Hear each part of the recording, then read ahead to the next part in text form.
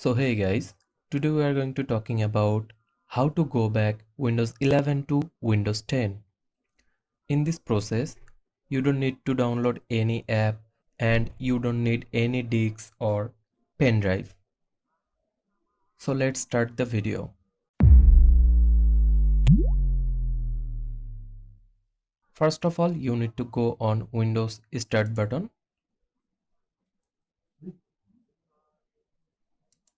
Then you can search for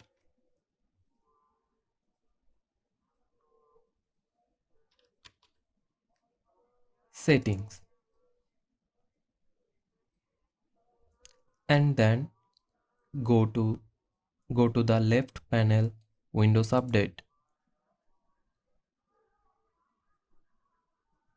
Then scroll down and go to the Advanced option.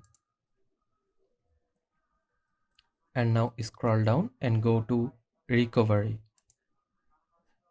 And then you will find the option Go Back after the Reset this PC. So you need to click on Go Back. Then you don't have to do anything.